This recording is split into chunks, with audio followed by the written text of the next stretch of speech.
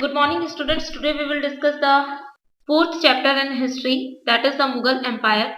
As we have discussed two parts of the Mughal Empire earlier, so in this part we will discuss about Akbar and his empire.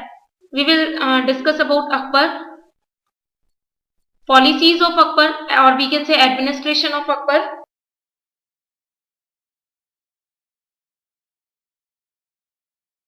And we will see the religious policies of Akbar also.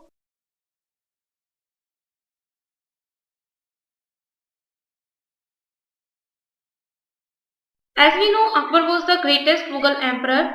He was born in 1542 in Amarkot when his father was a fugitive there, and he was 13 years old only when he was crowned emperor in 1556. His tutor and mentor Bairam Khan took care of administration of the empire till Akbar was 18 when Humayun died. Two of Sher Shah Suri's nephews, Adil Shah and Sikandar Shah, tried to take back Delhi. Hemu, Adil Shah's able general, occupied Delhi and Agra. Bairam Khan and Akbar met Hemu in the fiercely fought Second Battle of Panipat in 1556 and defeated him. And after it, Akbar shifted his capital to Agra.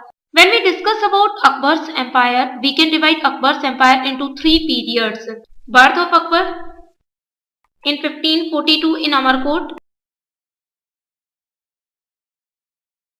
crowned in 1556 after the death of Humayun, and 1556 is also important as the second fearful battle of Panipat was also fought in this year and Akbar got victory.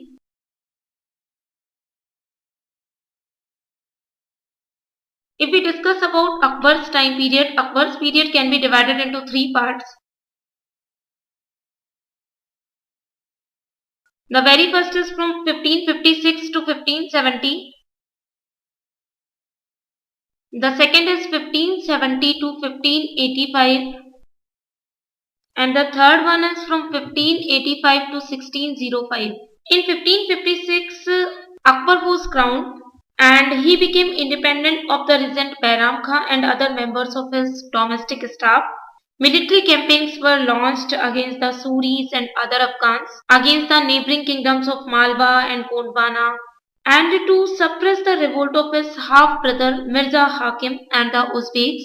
In 1568, he captured the capital of Chittor, and in 1569 he captured Ranthambore. So it was a very important time period for Akbar as he captured two important cities. The one is Chittor and the other one is Ranthambore. And in this period he also captured Delhi and Agra from him. In 1568 Chittor was seized and in 1569 Ranthambore was annexed. If we discuss regarding the second time period, 1570 to 1585, in this time period military campaigns in Gujarat were followed by campaigns in the east of Bihar, Bengal and Orissa, and these campaigns were complicated by the 1579 to 1580s revolt of Mirza Hakim. And as we discuss the third time period, in second time period, he suppressed the revolt of Mirza Hakim.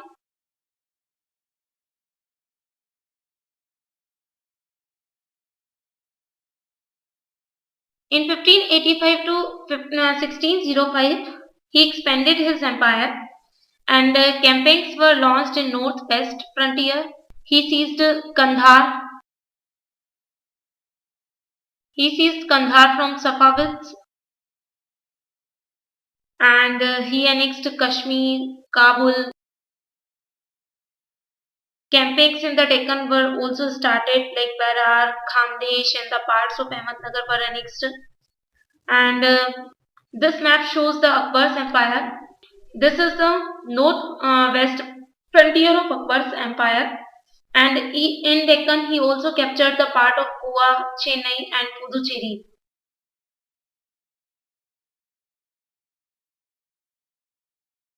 As we discuss about Akbar, we will also discuss about the sources of information. During the reign of Akbar, a great book, Akbarnama, of which Aine Akbari is a part, was written by Abul Fazl, who was one of the Navratnas of Akbar's royal court. The Akbarnama, which literally means history of Akbar, is a biographical account of Akbar, and it is the most comprehensive history of the reign of Akbar. Aine Akbari was originally the third volume of the Akbarnama. While Akbarnama is technically a history book, Aine Akbari embodies rules and regulations framed and put into effect for proper administration by Akbar. It is regarded as an administrative manual and is like a modern gazetteer. The many regulations embodied in the Aine Akbari provide information about Akbar's government, its several departments, its different ranks. And in this book, people were engaged in different trades and professions, and they are described side by side with imperial establishment, nobles, and the grandness of the empire also. Abul Fazl also discussed in this book the social condition, literary activities, the law, and the philosophy. And these laws and philosophy were not written only for Muslims, but for Hindus, Jains, and other communities also. Aine Akbari of Abul Fazl is indispensable in the study of the history of Akbar or history of India also. When we discuss about the policies of Akbar, at first we will see administration.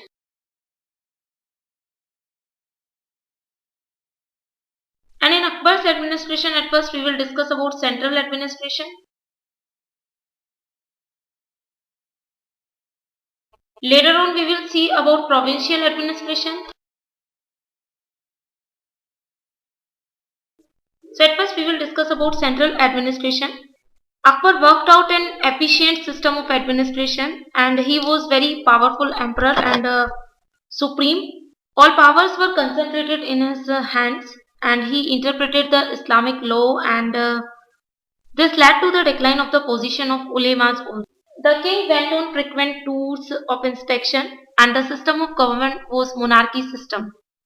I use the term monarchy. What is the meaning of monarchy? When the ruler is not elected by people, when it is chosen on the basis of heredity, this is known as monarchy system.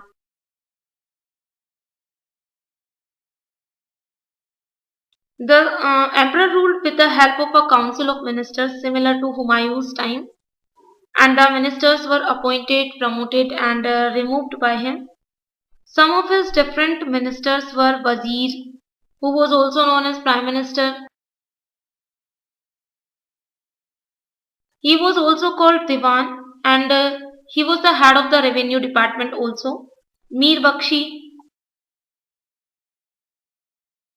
he was in charge of military administration.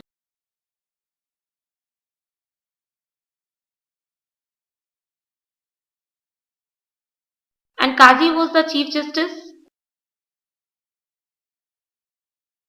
whereas Mir Saman looked after the royal households.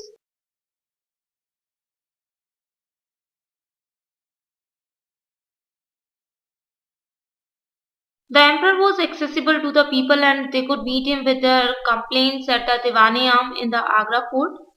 Diwan-e-Am means the court of the common people, whereas Diwan-e-Khas was the court for nobility and royalty. His officials and ministers could meet and discuss issues of national importance with him at the Diwan-e-Khas. About provincial administration we will discuss later.